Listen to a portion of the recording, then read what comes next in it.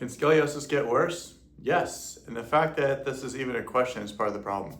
A lot of people are told just monitor it and walk away, assuming that it's stable. Monitoring isn't a treatment. It's watching to see if it gets worse. So let's talk about what actually it does and why. The basic mechanisms of a scoliotic curve behaves differently depending on two things: how much growth is left and how big the curve already is. In a growing adolescent curve, progressing is driven by asymmetric loading during growth. The concave side is the curve that gets compressed and grows slower. The convex side keeps growing normally, and the wedge gets worse over time if nothing interrupts that pattern. That's why a Risser stage and remaining growth matters so much in a pediatric case. More than growth left in the wedge that kind of compound it. And in adults, the growth plates are closed, so that specific mechanism is off the table. But adult curves are not automatically stable. They can still progress, just through different mechanisms.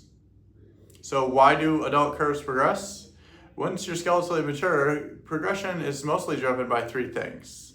First, curve magnitude. There's a general threshold in the literature commonly cited around 50 degrees of a Cobb angle, or above, which curves are likely to continue progressing into adulthood, even without growth. That's because the mechanical loading through that much later deviation is asymmetric enough to keep driving the disc and facet changes on its own. Second, disc degeneration. As lumbar discs lose height and hydration with age, especially asymmetrical loading, that can accelerate lateral collapse through the curve. This is a big part of why you see new or worsening curves showing up in patients in their 50s, 60s, or 70s who have had mild, unremarkable curve for decades earlier. That's called de novo degenerative scoliosis. When it develops fresh in an older spine, it's mechanically different than an animal with an adolescent curve that's carried forward.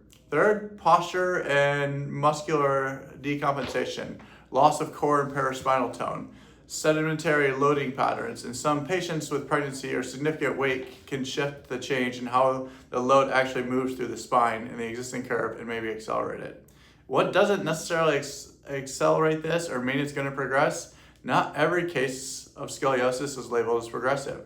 And I don't want this video to be used as a reason to panic for small curves that are below 50. However, each case is different and needs to be analyzed differently depending on each person's body habitus, their age, their riser sign, and that can kind of confirm what's going on. So imaging is really key with this, not just imaging from the front, but imaging from the side as well. So the practical takeaway is if you have a curve, whether it be an adolescent or adults, or an actual question that's, can it get worse? Well, it can. The question is whether anybody's tracking it in real time or anybody's trying to reduce that down and stabilize it, or if you're doing anything about it.